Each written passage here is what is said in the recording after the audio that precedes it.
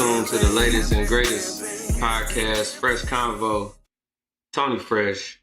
We got a living legend in this thing today. You know what I'm saying? I'm a little at a loss for words, man. I listened to this guy when I think I was about 17 or 18, man. He had a classic straight fucking 2 Train. Oh, man, just a whole lot of things that was going on, you know what I mean? And I'm honored to just say he's here. That's what's up. Mr. Charles Gator Moore. What's up, y'all? What's up? What's up? What's up? Yeah, man. He's still relevant, too. That's the thing about it, man. Still looking like, you know what I'm saying? He's taking his vitamins and stuff, still doing his thing. And I respect it and I love it. And, we just going to have a great interview, great segment. That's what's up, man. Yeah, I work out every day, man. Drink a lot of water, you know. Yeah. Still doing my vocal exercises, man, especially, what's been happening in the R&B lately. I got to hold it down. I got to, you know what I'm saying? Not hold it down, but I got to, when I'm, put up to that test, I got to make sure I can pass it, man. That's the thing. You still got vocals. Like, I was listening. I was doing my research, and you singing from soul. You know what I'm saying? And I'm listening to, I ain't gonna lie, I seen the verses with Marianne and all them. I don't know if you seen that too. I'm like, yeah. Well, I mean, what happens is like, the record company, man, they, like I put a post up of, about Prince mentioning that the record company, they don't really look at talent. They look at, who can sell records, and all those guys, are like pretty marketable. You know what I mean? And not saying that they're not, vocally talented or nothing like that, but it's a lot of studio work involved. And, at different points, if they don't take their vocals seriously, then when they're put up to the test or at shows or whatnot, they might not sound like they record. And that's kind of what happens. You know what I'm saying? Yeah, so, definitely. Like I say, a lot of gimmicks and studio tricks. That's crazy. But would you do a versus? I would do a versus. Yeah, definitely. I would do a versus. Compete with you? Yeah, I mean, I can compete with some different people. I see a few different people that I can compete with. I'm not because they, straight fucking is definitely a hit record. So, it'll go up against anybody else's, else's record respectfully. You know what I'm saying? It would be definitely a dope versus because it would be a lot of, real singing involved. Yeah, and you could do that song about 2 or 3 times in different ways, different cadences, because I watched, like I said, I did my research, man, and I see you at Hazel's place. Right. Them girls was going crazy. You know what I mean? I see you in London. Okay. I said, okay. Yeah. And then I played it the other day, and then, I felt like putting on the trench coat and, you know what I mean? The fly shit that you got right here. Yeah, I said, this song is first still album relevant. cover, yeah. Definitely, man. You know what I mean? Yeah, so, man. And how powerful is that song in your career? Straight fucking, man. It was a very dope record, man. That was that contributed to my career in a way in which when we worked on the album, being signed to Universal Records, when the Transitions was working on the album, we did a lot of songs together as a group, and Straight Fucking was my opportunity to showcase who I was as an artist individually. Right. You know what I'm saying? So therefore I was able to write the song and help arrange it and everything like that. And, the success of the group didn't really take off like we wanted it to, but they attached Straight Fucking to the Baby Boy soundtrack. And that became one of the biggest songs on the album. And, they played it in the movie, and that song was played all over the world, from BET to Bounce TV to just all over the world. You know what I mean? And so it was very impactful for my career. The only part was I didn't really properly get the credit that I, deserved from the record, because there was a lot of misconceptions and everything like that. But it's still cool because I'm still here, and it's still a lot of life to live, and there's still a lot of things that's going to be done concerning the records. Definitely, because like I said, I seen that you could still perform that. Oh yeah.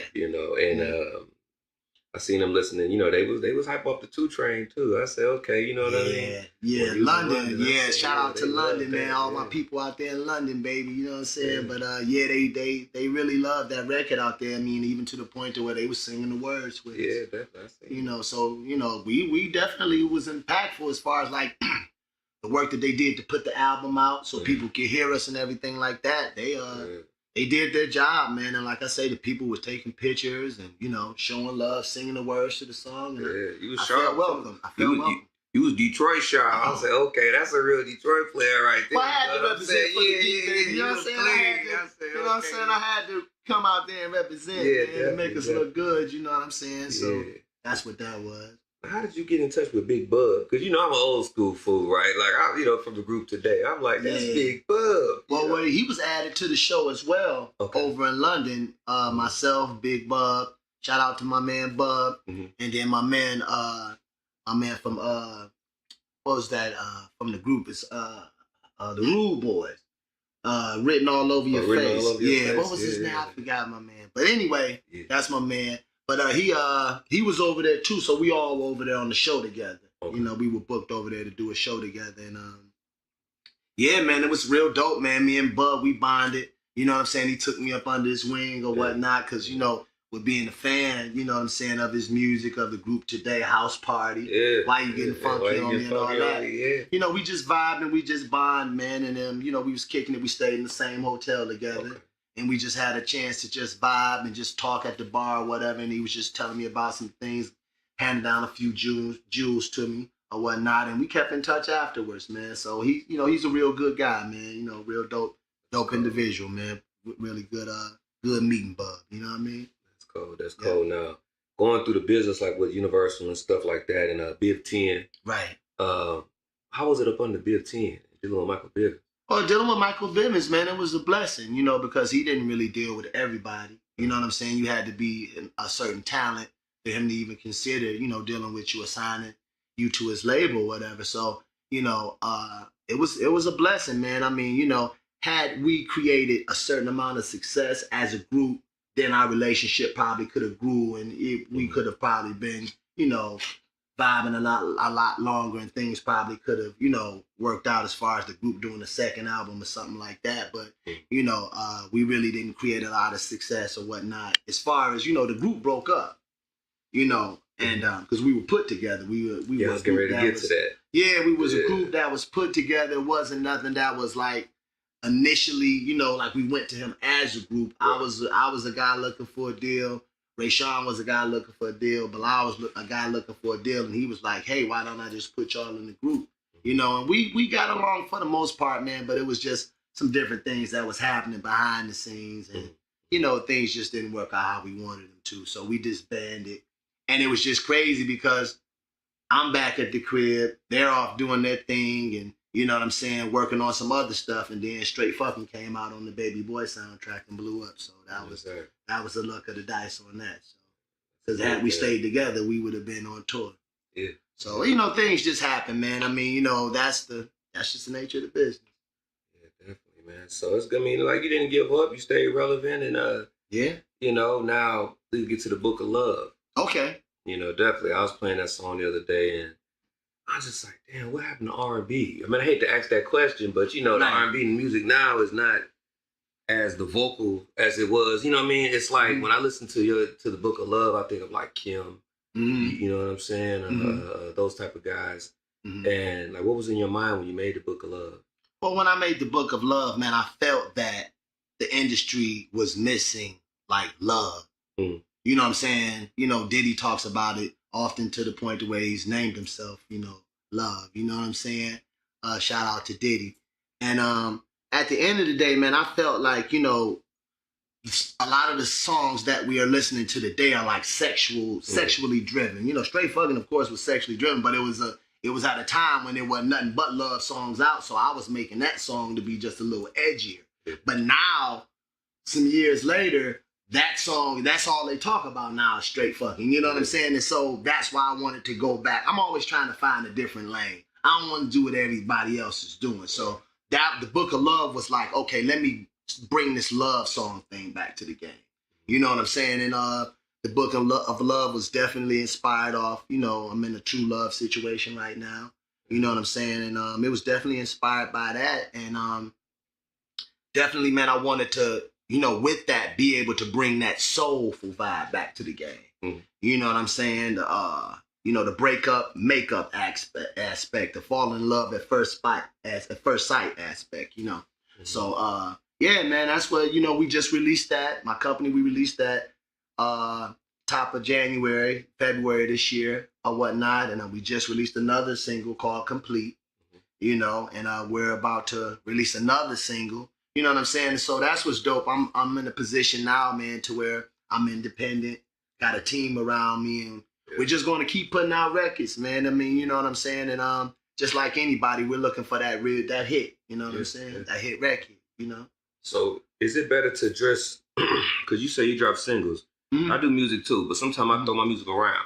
So I try to find a strategic plan. You see what I'm saying? Like, I've overheard you, on an interview that you did, you said you do it strategically. Like, you work a single for a certain amount of months. Mm-hmm. And do you think it's better to work the single or just drop a tape and just keep dropping music and just fuck it, I don't really want to give away too much of the plan for myself, but at the end of the day, I think it's like kind of crazy if you put out a whole album and people aren't really anticipating it the way that you would want them to because you don't have the following that you want. Right. Like right now, so what happens is you throw an album out there and then nobody don't really listen to the songs, and the songs are great songs on it, but they're not appreciating them and they're not really dealing with it like that. So now you done threw away a whole album full of dope records. My thing is like, shit, I'm putting out one record that, hey, I feel like this record is hit, y'all. If you guys feel like it's not and it doesn't peak to my expectancy, then at that point, it ain't an album attached to it that's gonna die too. Okay. You know what I'm saying? Not saying that the records haven't been successful, because I'm at like, on one of my records, I'm at like 100,000 streams and stuff like that, or whatnot, and hell, the Book of Love on Instagram is at like 40,000 views. You know what I'm saying? So, and it on the different platforms is doing different things. So that's what's good. But at the end of the day, it's all me. You know what I mean? I don't gotta, worry about Universal or Atlantic Records anymore. You know what I'm saying? It's, I'm not saying that I wouldn't be willing to deal with that, but at this point, hey, I'm reaping all the benefits of it. So, the checks is coming in, and what happens is my plan is, and I can say this because I want to share the game. I ain't trying to hold it back from nobody. Once the hit record come, then I can give y'all the album because y'all gonna appreciate it a lot more. You know what I'm saying? But you ain't gonna appreciate it. I put my heart and soul and spend a ton of money into putting the 12 songs on the record, and then y'all don't even go out and buy it. Right. I ain't putting it out. That's why I ain't put the album out yet, because I'm waiting for the people to catch up, Mustard. You know what I'm saying? Like, yo, you catch the wave. Or what happens is in a lot of cases, when somebody touch it on another level, then that's when everybody else chime in. Now, everybody paying a little bit more attention because they see, you know what I'm saying, somebody that picked up the phone and they can kind of see how you moving, and they seeing that you done went to another level with it, because a lot of times people be trying to figure out, okay, well, who is he dealing with? Yeah. Because they be wanting to try to get that connection too. Right. So it's real crazy, man, how, being from Detroit and being around here, like at one point I was the hot guy. Then I had to watch another cat become the hot guy. I watched people's careers go up and down. Mm-hmm. You know what I mean? I seen cats go from being in the studio hanging out to being the new nigga that's on Universal Records. You know what I'm saying? But at the end of the day, knowing that I was more talented than this guy at the same time. Not saying that I was more talented, but hey, you know what I mean? And he knew it. But at that point, it was his moment. And I just had to sit back and say, hey, man, do what you do. Enjoy your moment. He got a hit record. He went all over the world with it. But at the same time, he ain't relevant right now. Right. But that's the nature of the business. And you just got to just keep on just figuring out how to maneuver and how to bounce around, man. And the most important thing is just keeping your head, for the most part. And like I said, at the end of the day, I'm going to keep putting out these records. You know what I'm saying? And I'm going to keep working, because what happens is, if I was one of those cats, like a lot of people like, Dad, why he, don't stop? Why he keep going? How does he find it in himself to keep going? Mm-hmm. If I had never did the things I did, then I'd have gave up a long time ago, chalked it off as being a karaoke singer. But man, I don't even want to say the numbers, but change gonna come on the Tyler Perry movie soundtrack. That did 22.4 million streams, bro. You can look them up on Spotify. You can go check out my numbers. Yeah. You know what I'm saying? Yeah. I don't even want to get into the straight fucking numbers, but you know what I'm saying? They owe me a check. Yeah. I didn't even get paid for that. You know, so before you judge a person, you know what I'm saying? Because a lot of people be judgmental, like, yo, what happened with Gator? What's going on? You know what I'm saying? I got robbed for a record that I wrote. And that they didn't play it over in Africa. And I got a check for $10.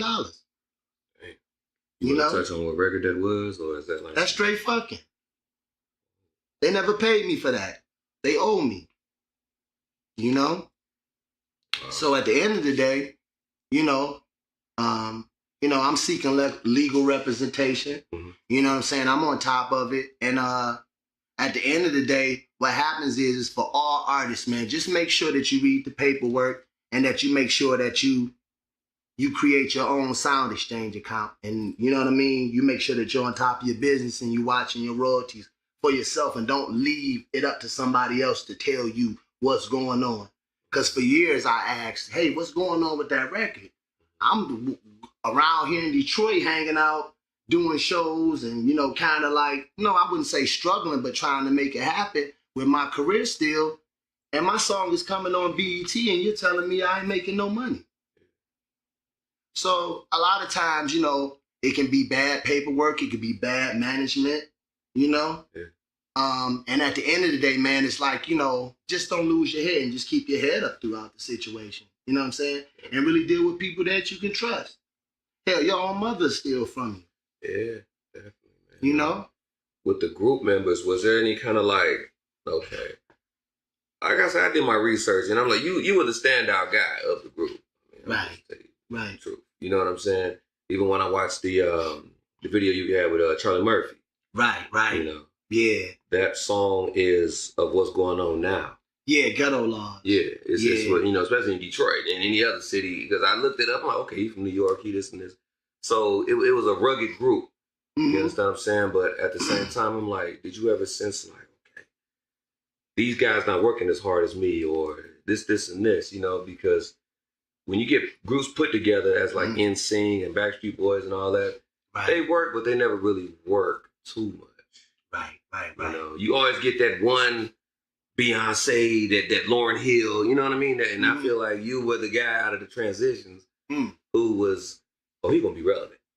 Right. You see what I'm saying? Well, I mean, we all worked very hard, man, in the studio. That was one thing that, helped us become a group, is the fact that we all appreciated each other's talents. You know what I'm saying? Okay. The fact that I stood out the most, it was because, certain things, certain factors or whatever, I was just kind of considered like the lead guy out of them. You know what I'm saying?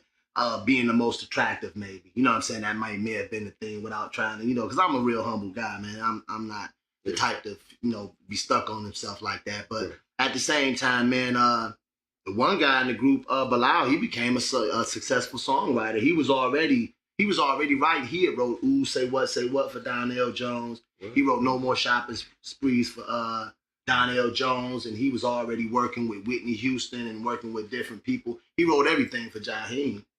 Could It Be, Just In Case. He's singing on the background. So he was really more or less the breakout star, you know what I'm saying, low-key behind the scenes. Mike just put him in the group because he was demoing the records and he was sounding so good on the demos, he was like, he might as well be in the group. You know what I'm saying? Yeah. So, and it was a great experience working with him because I learned a lot about songwriting, you know what I'm saying, at the same time. And like, he already had a publishing deal before he even got in the group. So, and then the other guy, Ray Sean, he was, he sounded like Al Green. How many cats sound like Al Green? Right.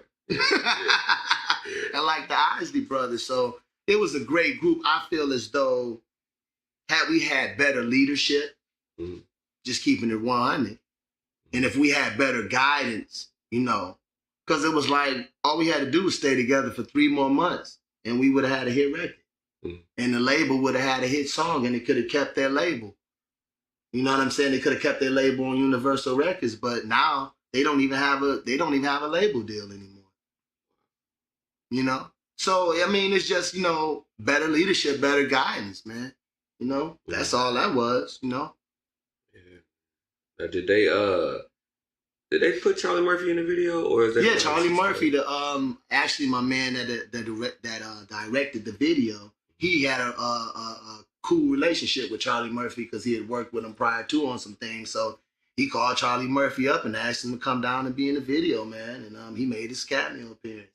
You know what I'm saying? And me and it was a great memory moment, man. Charlie Murphy was on my on my trailer. We were hanging out together, man, just drinking 40s, man. Oh man, 40s. Drinking 40s and smoking some joints, man. Yeah. It was a blessed opportunity, man. I was around a lot of people, man. I had the whole college experience, I would say, when it comes to being an artist signed to a record label, because I lived in New York, and man, I stayed across the street from Yankee Stadium at one point, and then at one point I stayed downtown right in Manhattan. So, it was definitely a blessing, man, just being a part of that whole situation. You know what I'm saying? Mm-hmm. That's cool. Now, talk about making it feel. What was in your mind? Making it feel. I was running around the city, man, doing some things, working with some local producers or whatnot. And what happened was, man, I was cooking up some records in the studio with a producer that I was working with by the name of Chaz, and we came up with Making It Feel, man. It was a dope little, like, I felt like a ballroom record, like dance record, And with all my records, man, they're really dope. You know what I'm saying? Just like the music that you're working on, but with all of us, if we with having the machine behind you to really push you. That's one thing, like, Straight Fucking wouldn't have been as big as it was had it not been on that soundtrack. Correct. If it hadn't had a chance to get heard. So that's what, just like with a lot of artists, it's just about just getting heard. You know what I'm saying? Then when I did The Change Gonna Come on the Tyler Perry movie soundtrack for Daddy's Little Girls, it was like doing a remake of Sam Cooke. You know what I mean? Yeah. So I had the opportunity to do that. Then they played it in the movie. So everybody loved it because it had the right machine behind it. You know what I'm saying? When you got the right machine behind you, man, it's, record's going to do. That's why, going back to the Marions, no pun intended, not disrespect, no, the Ray J's, the different people, you know what I'm saying? You got Brian Michael Cox, you got some dope songwriter writing your record, you got the best beat from the dude, whoever the hottest producer is at the time. Mm-hmm. They putting it out, they playing it on the radio every day. Of course, you're going to become a star. Same thing with any of us. You know what I'm saying? If you can just sing a little bit, but I mean, they got it to the point now to where, they put the auto-tunes on their voices, Yeah. But a lot of people are being exposed, man. Man. Would you, yeah, that was horrible. Would you sign to another? Of course. Of course. Major? Yeah, of course, because now I understand the business a lot more. Like when I first signed with Mike and when I was, on Universal and Big 10 and everything like that, man, I was a kid, man. I didn't really understand what was going on. And when you talk about percentages and you talk about everything like that, now I understand it. You know what I'm saying? Versus, and I'm willing to break bread. You know what I'm saying? I always give an example because somebody gave it to me a long time ago. If it was $1 million in the middle of the ground, on the ground, and you walked up on this $1 million, and your hands and your pockets can only hold so much. You got to tell somebody versus somebody else come, because somebody else going to come and get it anyway. It ain't going to stay there by the time you want to take, go to the car. It's going to be a pile of people out there running to get the money. So you would I'd rather tell the cameraman, tell the people in the room, you know what I'm saying? Hey, it's $1 million on the ground, so we all can eat. So I don't mind us all eat. You know what I'm saying? Because, at the end of the day, it's money to be made. You know what I'm saying? It's money to be made, man. So, yeah, signing with a major label with knowing that I would have to give up certain percentages and everything like that. At this point, I own my masters, and I did the writing and paid for the producer, the beat, and all the rest of that. And I got my other people that's helping me market and put everything in my team, everything else. So I got percentages to give up now.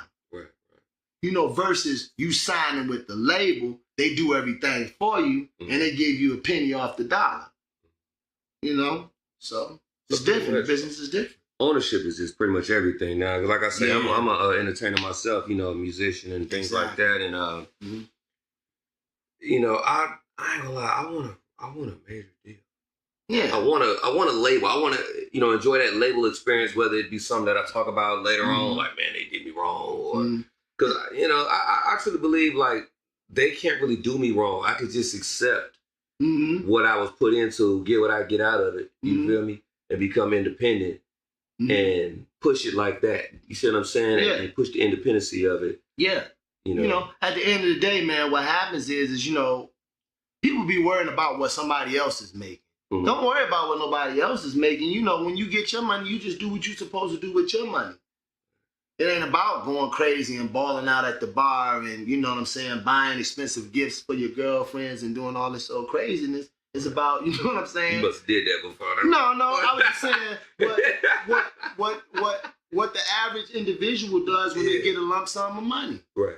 You know, that's the average, you know, sad to say, black person. Sometimes, you know, the other races do it, but we do it a lot. You know what I'm saying? Because, you know, we get the misconception that it's gonna keep coming to you. You don't think it's ever gonna run out. You're never gonna run out. So then when you run out, then you record company took all my money. They made all this. You know.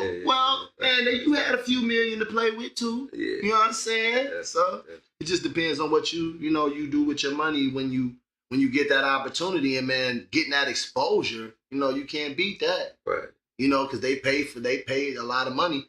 I forget how much it was said, but it's like just to get your record on the radio is like 100,000. Wow. Something like that. Yeah. Definitely. So that's what they, you know, hey man, that's a lot. Yeah. You know, it's your record, you wrote the song and everything like that, but they're putting it out there so it can be heard. You know? Whereas, you know, with your machine, going back to being independent, it's only so many people that you can reach. You know what I'm saying? Yeah. You know, but it's good that to have one thing that's important is to make sure that your product and what you're putting out there is top notch. So what will be better? Being independent or getting a record deal? Being independent is really the best ride. Okay. If you can afford it. Because everything is funded by you. No, well, I'm the executive producer, but I do have investors. Okay. You know what I'm saying? That's helping out, man. This stuff is expensive. You know what I'm saying? Man, putting out records, man, shooting the video, buying wardrobe, and doing all the rest of that, man. I mean, if you don't want to come, and then you have a certain standard.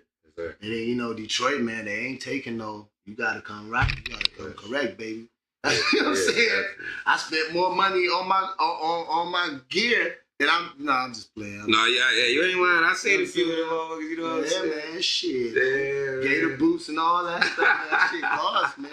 But that's how you got the name Gator? Well, actually, it was a name that was given to me by Michael Bivens. Okay. We was going to do a movie called Gator 2000. Still might kind of do the movie because I don't think they did a copyright on the script, and I still got it. But anyway, no, I ain't gonna do that. But at the end of the day, what happened was my name was C-Note. Okay. That's what they called me when I first got my deal with him, and a group that was like part of like the boy band groups that came out with the name C-Note. So I was kind of left without a name, and you know, the people around him and himself was just like, why don't you just call yourself Gator, man? You from Detroit, this, that, and the other. So I took on the name Gator. And anything like that. Got the trademark on that too.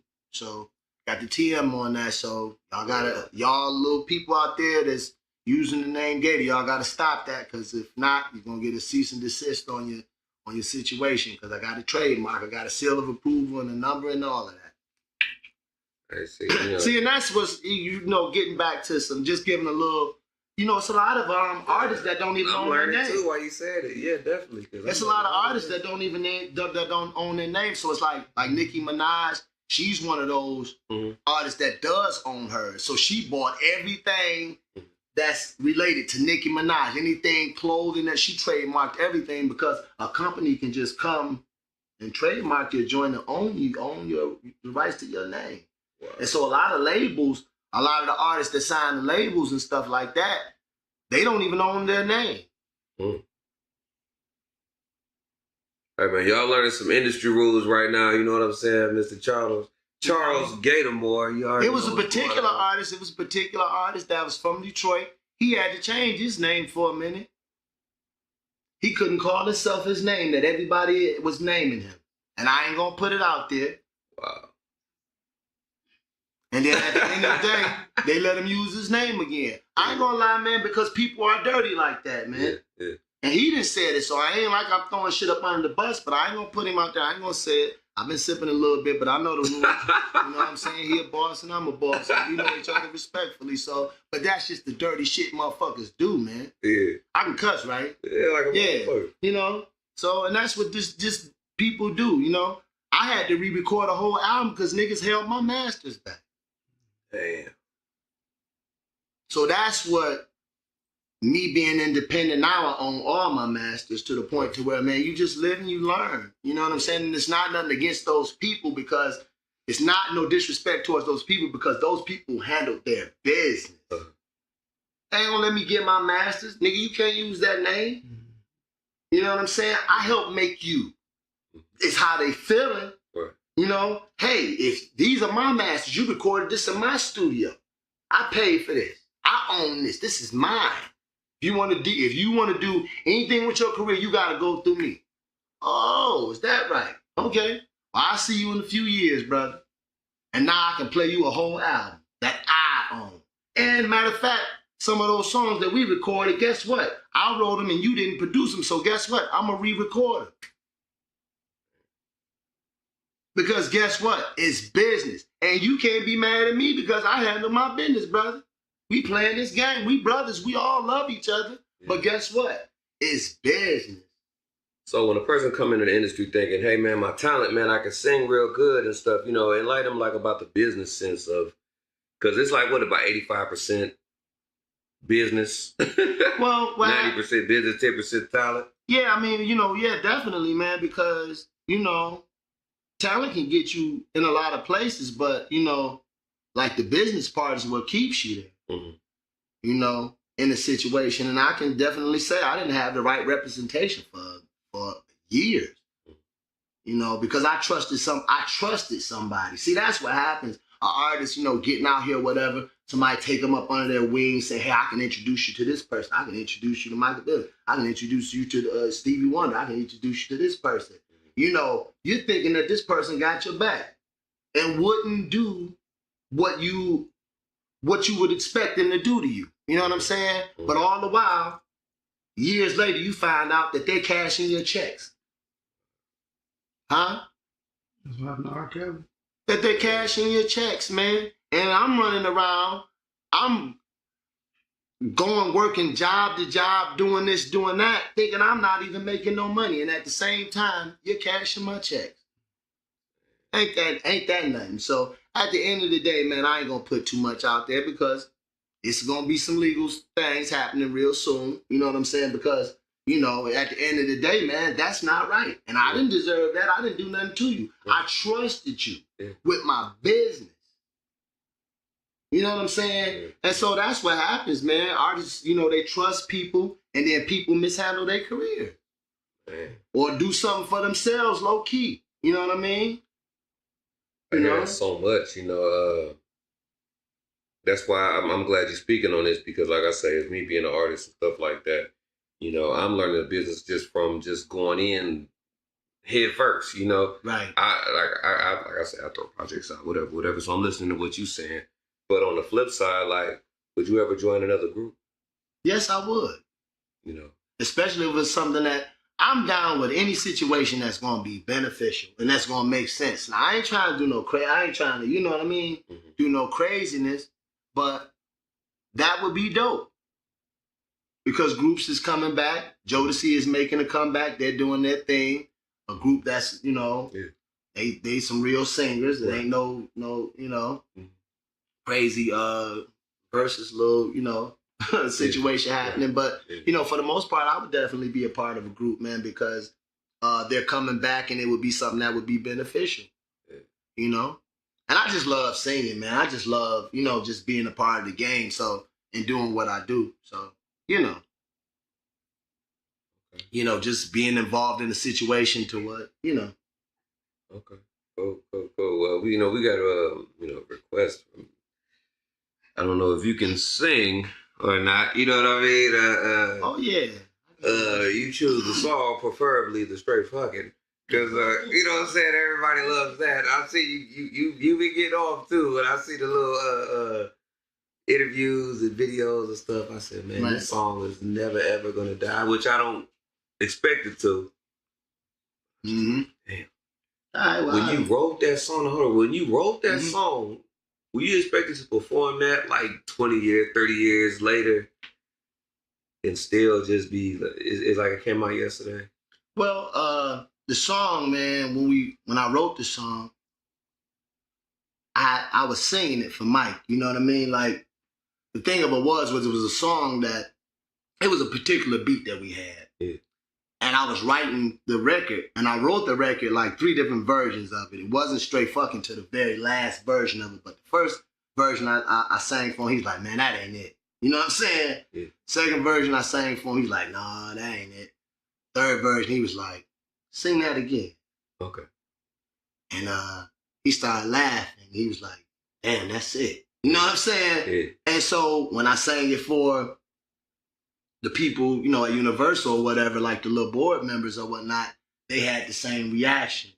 So that song, it was already a hit even before we put it out, even before we recorded it. It was a hit record, and it was crazy because when I let some people hear a record around here, man, they was like, yo, that's a hit record. Like when I let them hear the Transitions album, when I got to my song, they was like, that's it right there, kid. Yeah.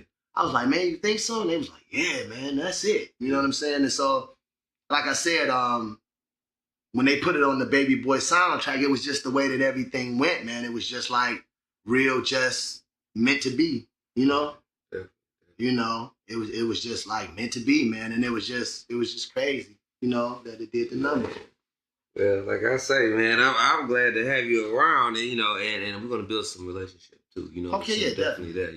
Like I say, I do music and stuff, but if we can, we get you to sing that.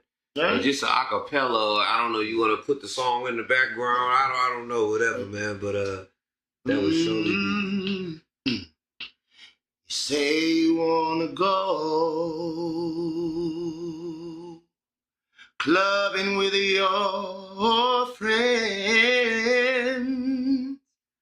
I should roll out with my niggas, but tonight I'm feeling something different, baby. Like the two of us doing a little something together. I'm not talking about the movies, babe, or going to an expensive restaurant for a fancy meal. Why don't we spend this evening late doing something we both can feel? Straight fucking. Oh, baby girl. Oh, yeah. No interruptions. Yes. Just take it off, baby. I gotta have all your good loving tonight. Man, that's a round of applause, man. Like a motherfucker, man. Thank you.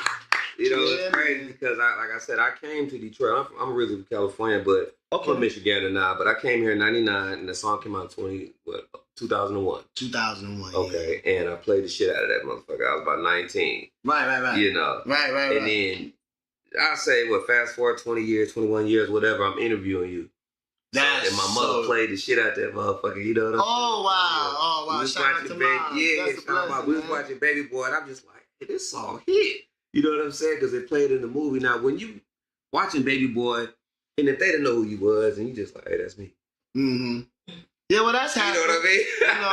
That's happened. You know, it's a blessing, man. I mean, you know, like even to go to the movies and to, you know, watch the scene and hear your song in the movie or whatnot. It was always a blessing, man. It was always it's always a pleasure, you know, to feel that moment. You know, even to this day, even seeing it on Bounce TV or seeing it on like I say, BET. Just a blessed opportunity. Things happen for a reason, you know. And it was definitely a blessing. I mean, you know, people know the song, you know, it helped make the movie, you know, dope too as well. You know what I'm saying? So how did y'all get the name Transition? The Transitions was the name of a group that Brooke Payne, the guy that manages New Edition or whatever, he was managing a group called the Transitions prior to him managing New Edition or whatnot, and he and paying homage to him and, you know, showing him love, he went on to name our group the Transitions, you know, and you know, to show him some love and whatnot, you know, for his old group, the Transitions. If you notice in the movie, they mentioned the Transitions in the New Edition movie. Wow. Or whatnot. It was kind of like they were talking about, Book was talking about the different groups that he was working with, and he was saying, I ain't got time to be, you know, managing no kids or whatnot. I'm managing the Transitions right now, and this, that, and this group and that group. You know what I'm saying? So if y'all check out the little movie, so, you know, the Transitions, man, they had high hopes for us, you know, or whatnot, but I was just, you know, it was just like, and the album was great. Like, people, if you look on YouTube and just look in the comments, you know, if you just search Straight Fucking on YouTube or whatever, it's on there about 6 or 7 times at like 200,000. I don't think it's one woman that don't like that song. Yeah, you know what I'm saying? You know what I'm saying? Yeah. Even it took a motherfucker's woman singing that shit, or you know, playing it song. Yeah. That's man. Like I say, I'm at a loss of words. I'm usually the person that owns the conversation and everything, but I'm humble like a motherfucker. Oh no, it's a blessing, man. I'm happy to be here, man, and just, you know, just talking to the people. I appreciate that, my G. all day, man. You know what I'm saying? Man. And you know, at the end of the day, man, you know, it's just about, you know, just keeping your head up in this game, man. A lot of things is gonna, you know, like 50 Cent, he had mentioned on an interview, things don't happen when you want them to. Everything kind of happens when you least expect it. A lot of my successes, a lot of different things that did happen in my career, even singing Reggie Red's Turning Detroit Out, you know.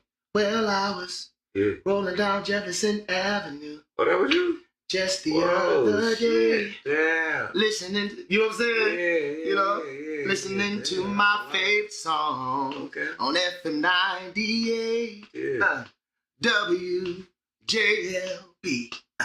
Then, to my surprise, I heard a very distinct voice.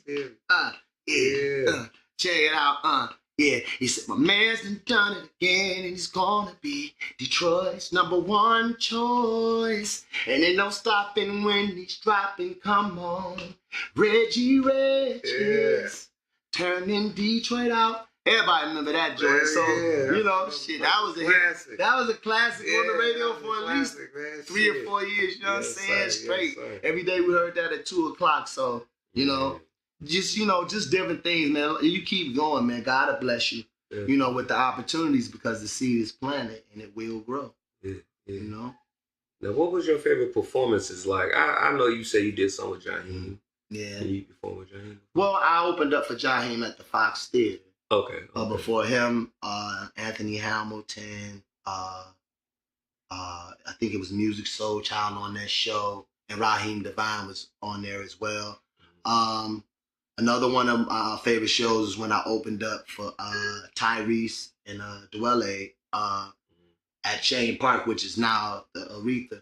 I opened up for them at the Shirts Off tour. I also opened up for Jill Scott. Wow. Jill Scott at the at Shane Park, back when it was Shane Park.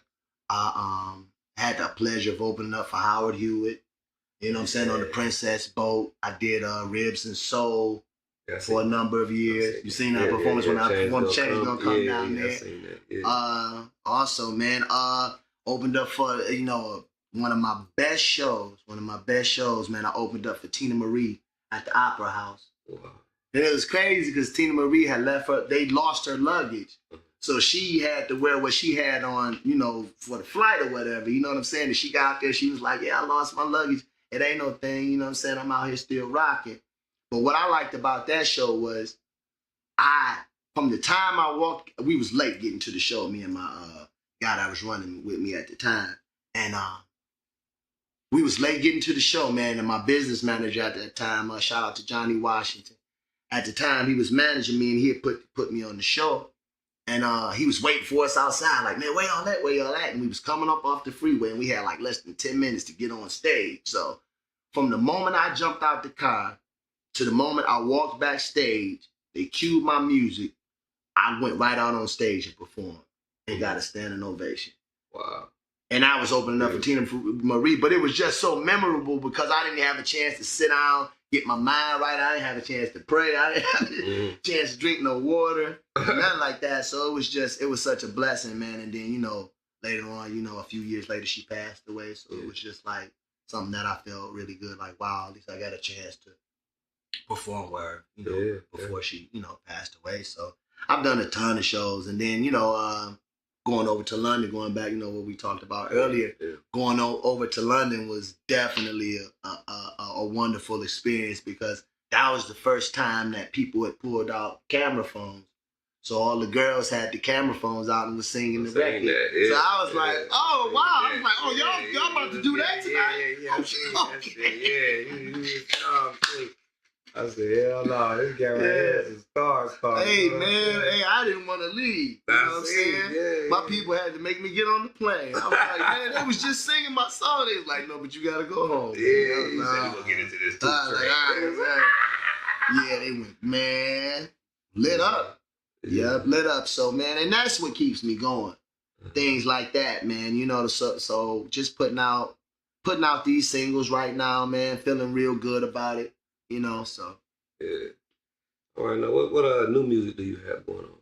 Well, right now, like you said, I got the Book of Love out. It's on iTunes, you know, Apple Music, all the digital outlets. We got Complete out. That's the new single. That's jamming.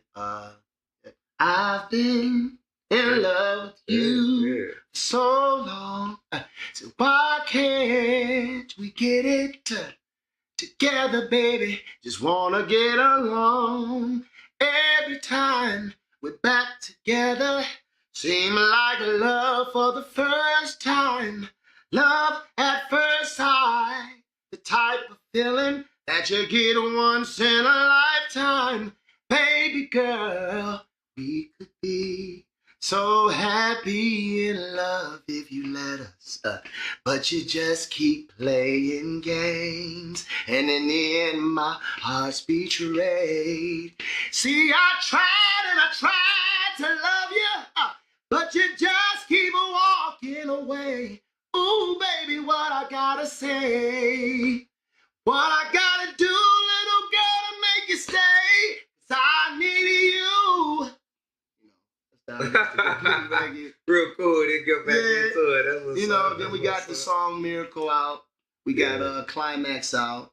And I like that one too. Yeah, Climax, All Night Baby Till You Climax. Yeah. You know what I'm saying? And yeah, man, that's all independent, man. So like I say, the numbers is running up. We're about to release another single, a summer jam.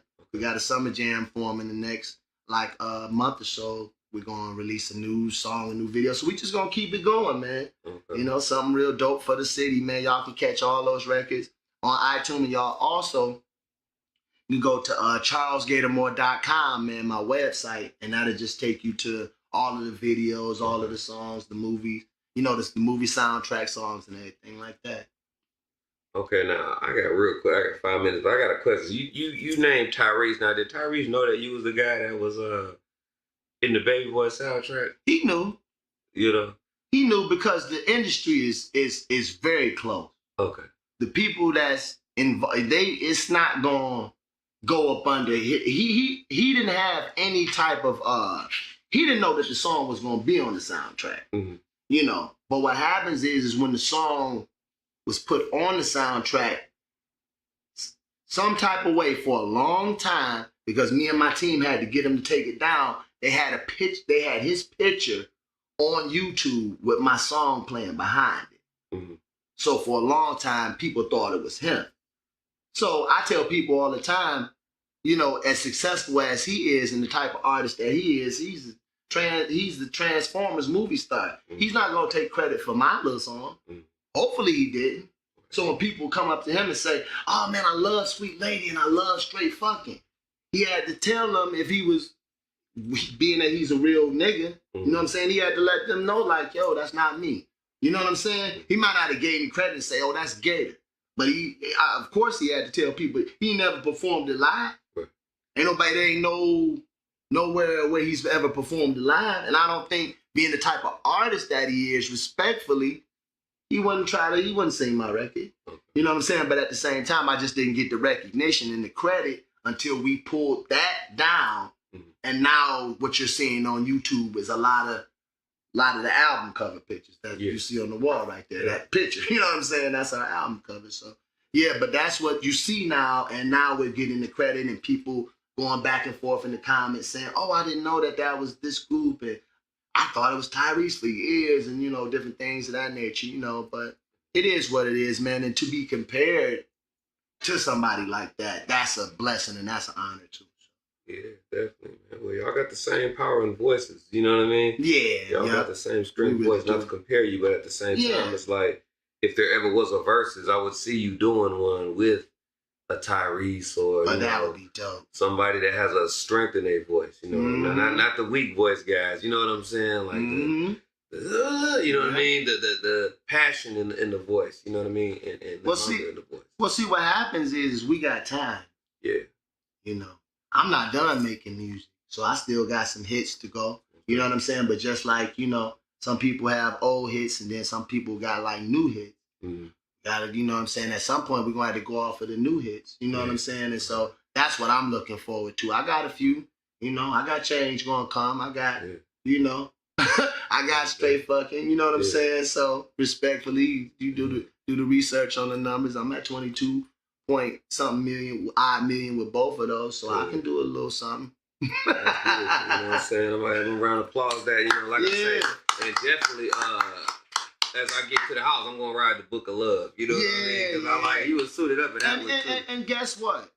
You know, Book of Love just came out. Country Grammar was out for 4 years. It took for it to catch. You know what I'm saying? So people got to look at it. Everybody, don't get discouraged. You putting music out, people ain't jumping on or gravitating to the shit right away. What happens is the music's out there. Now that it's out there, it ain't just a record that you listening to amongst you and your people saying, "Oh, this is a hit song. You got to put it out." Now it's out for the whole world to hear, and you got time. Because the record companies are always looking for new artists, and guess what? They watching. They watching. Just like they watching me. You know, they watching you. Yeah. They watching. They just looking for who can make them the most money. You know what I'm saying? Right. And that's what it is. And a lot of times you're like, how did he get the deal? Well, his numbers is right. He got the record. Right. A lot of times it's off that hit record, man. And that's what everybody's searching for. Everybody that's had a hit out here that ain't got a hit out here right now, that's what everybody's looking for. That next hit record. We all are. Even Tyrese, respectfully, is looking for another hit record. Yeah. If he ain't already got it, he ain't putting no music out right now. But you know what I'm saying? All of us. You know? Now, I want to get a part two of this. You know, we could talk about, like, what's the science behind a hit record. Yeah. You see what I'm saying? Like, when you're writing it down, you know. Yeah. Like you wrote Climax. I write all my records. I wrote all those. I wrote Miracle. I wrote Straight Fucking. I didn't write Change Gonna Come, but I wrote all those records. So when you're listening to the records, you know, a lot of times people are like, man, damn, man, who wrote that? And I'm like, yo, I wrote it. You know what I'm saying? Yeah, you know, so that's a gift. That's a gift within itself. And at the same time, I really didn't write the record because I get the records write themselves, man. Mm-hmm. You know, as a writer, from when the first words get to flowing, man, sometimes, you know, I look up, man, the whole song be done wrote itself, man, the words just flow like water. But it don't come right away sometimes. So like you say, it'd be part two. Yeah, part two, we'll get into it, man. Because I enjoy this conversation, man. I appreciate you for real. It was like hanging out with one of the homeboys. Yeah, that's how I try to make it, you know what I'm saying? But long story short, you know, I appreciate everybody watching Fresh Convo podcast. You know what I mean? Like I said, we got Charles Gator Moore Yeah, man. You know, one half of the transitions, but he's still relevant out here. Yeah. Not saying the other one's not. You know, God bless them too. But we're gonna have an episode too, and he has a documentary Coming out, man, because I'm doing something special for y'all, man. Like I said, if y'all listen to the interview, I dropped a few little jewels in there, man. But we got a documentary coming out soon, man, behind a lot of the misconceptions that's been going on about my record, man. So we're gonna set the record straight, man. And like I said, man, for any artist that's out there, man, just I know that sometimes you don't feel like being bothered with all that, but just try to read, just try to learn as much about the business as you can. Don't just leave it up to somebody else to register your sound scan and all this, as far as like with your paperwork, unless you really can truly trust them and they're willing to take you through it and show you what's going on. Nobody really showed me, you know what I mean? And so I'm finding out later, but the fact of the matter is I found out instead of it still going on. Yeah. And they not happy about it. They definitely wasn't happy about it. No, because you've been stealing my money from me for 20 years. Ooh. And that's sad. Because I never did nothing to that person. You know what I'm saying? But be innocent and just trust him. So at the end of the day, man, it's a blessing, man. Special shots out. I still ain't man. I still got love for everybody and anybody. Yeah. And I'm willing to work with anybody. Just give me my money, man. That's all. Shoot, we can keep getting it. Yeah. Jesus, just don't steal from me. All right, Fresh Convo, baby. Yeah, definitely. Yeah. Campaign shit.